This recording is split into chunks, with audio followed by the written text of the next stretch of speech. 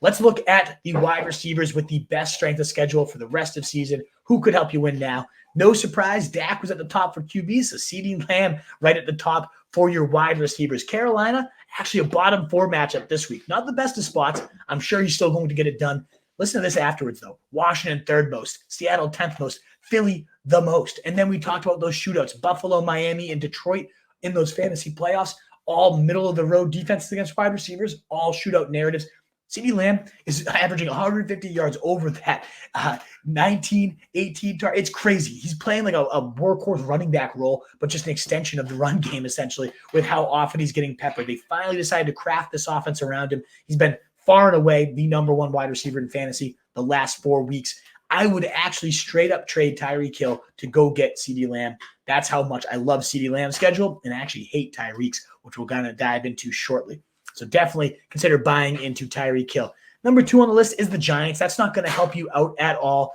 Tommy DeVito, come on. So let's waste no time there. Number 3 is the 49ers, though. And is this matchup juicy. Tampa Bay, 2nd most points. Seattle, 10th most. Philly, 1st most. Seattle, 10th most again. Arizona, 13th. Not until week 16 do they get Baltimore, which is a brutal matchup. But all of those first 5 are top 12 matchups, with 4 of them being top 7. Beautiful spot. The 49ers honestly might even be easier than the Cowboys moving forward. So Ayuk, Debo coming back and getting fully healthy. I bet you can get Debo on the real cheap right now. He scored that touchdown last week. I bet you he's only going to continue to get rolling here.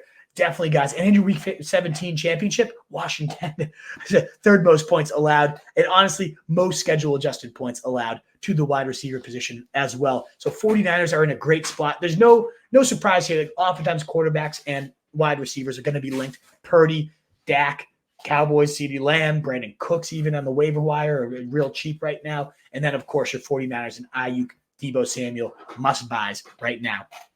Somebody I definitely think you can make a plunge after. Now, granted, I will caution this one. It is rest of season schedule number 4, but honestly, it's not the best here. You get Atlanta 21st. This is Arizona Cardinals. Atlanta's the 21st. Houston's actually 30th in terms of points allowed to wide receivers. And the Rams are 23rd. So that doesn't look great, these next 3 games for Marquise Brown. But then after that, Pittsburgh, 5th most points allowed, bye week. Then he gets San Fran, 6th most points allowed. Chicago, 15th most points. And then Philly, 1st most points. So fantasy playoffs, the easiest schedule for wide receivers, also coincides with the easiest schedule for Kyler Murray and your Cardinals there. So Marquise Brown coming off a couple back-to-back duds.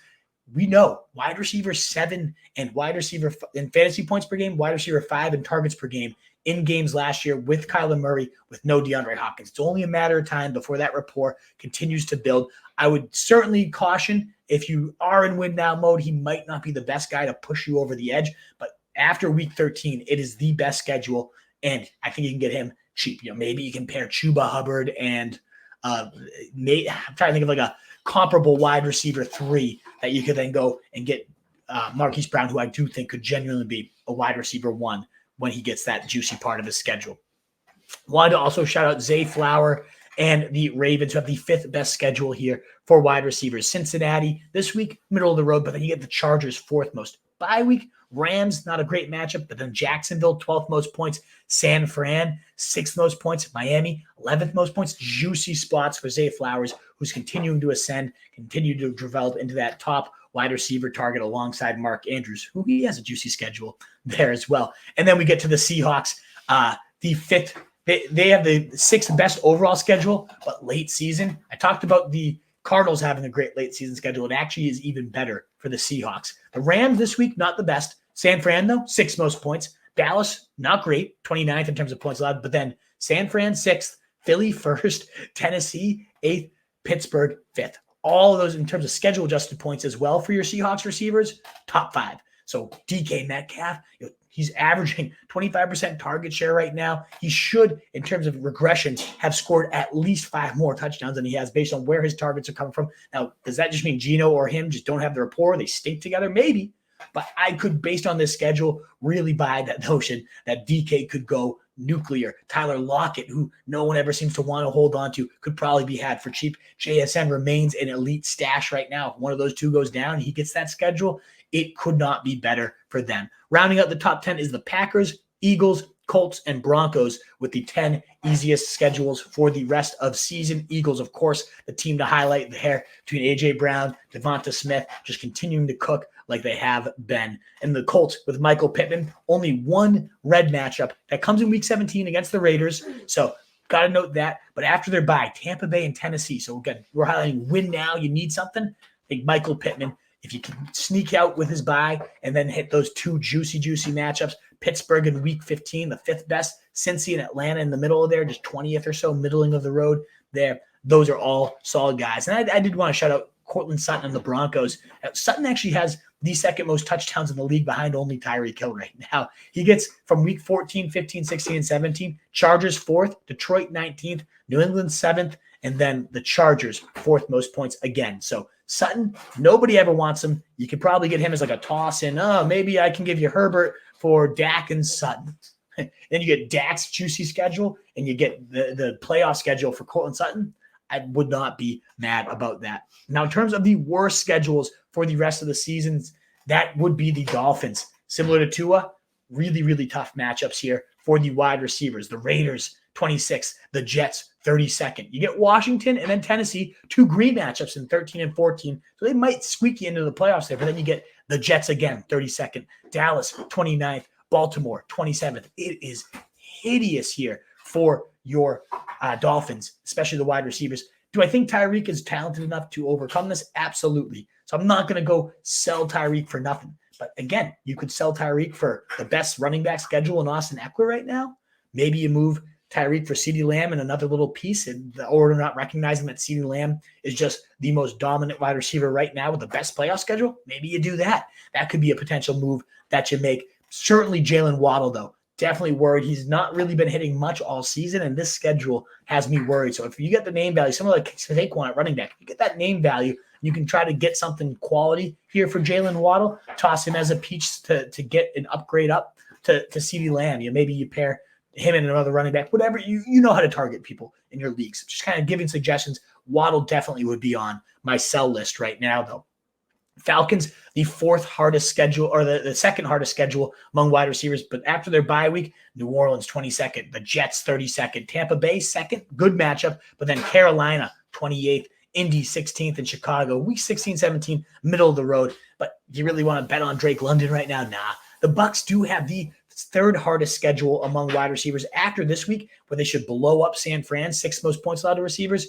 Not a single green matchup left here, including Carolina, Green Bay, two bottom 5 matchups in there. So maybe Mike Evans, the way he's rolling, it's tough to sell him, but sell high. He might be a guy to consider moving right now at his peak value. Now, Jacksonville in week 16, that could be a blow-up spot for Evans. So he is worth holding on to, but then he does get Marshawn Lattimore and your Saints in week 17, and we know how that often goes, ejection city. So I'd have a hard time trusting Mike Evans in week 17. If you're a playoff-minded owner right now, might make sense to move him and see what you can get. Rounding out the bottom 5 are the Commanders.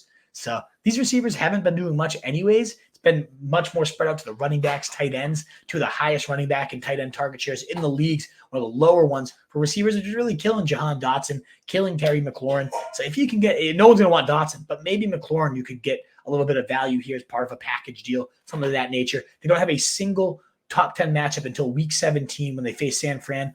All the rest of their matchups are outside the green zone here, with 3 of their next 5 coming in the red zone with bad matchups against the Cowboys, Rams, and Jets on the docket. They kick off their fantasy playoffs with the Rams and Jets. Not what you want to kick off your postseason hopes. And then the Chargers, also bottom 5 here.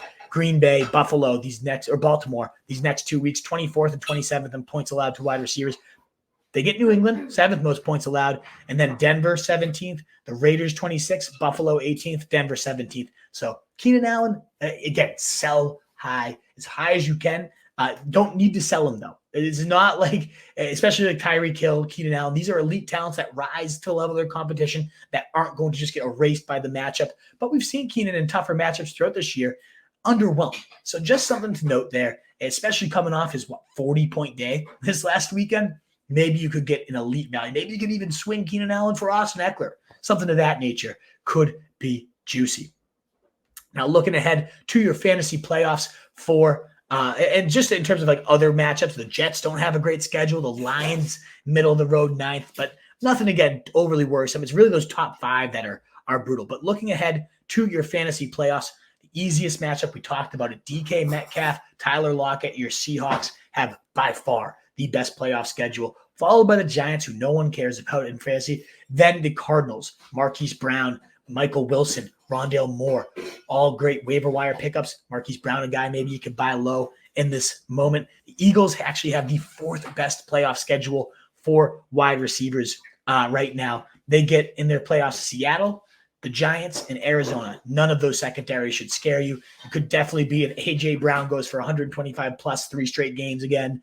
Starts that streak on over. So A.J. Brown, if you could somehow sneak him out, man, oh, that would be beautiful there. And then rounding out the top 5 playoff schedules are the Ravens and then also the Rams. So maybe Puka Nacua, if there's some worries about Cooper Kupp not looking the same, you can sneak those guys in. The 6th best playoff schedule there for your Rams, coming against the Washington Commanders in the first week. Obviously a smash spot. Gets a little ugly against New Orleans the next week, but then the Giants on the docket for the next one. So you could maybe buy low on your Rams right now. Does seem like Stafford's due back this week, and that's great news for them to hopefully get that season back on track. And then, of course, the Cowboys have the 7th best with CeeDee Lamb. It's juicy for the next 4 weeks. So win now mode, CeeDee Lamb's better, but still top 7 for your fantasy playoffs as well. In terms of the hardest, we talked about the Dolphins. Commanders have the second hardest. Bears have the 3rd hardest. So DJ Moore, I don't know what you're going to get for him right now.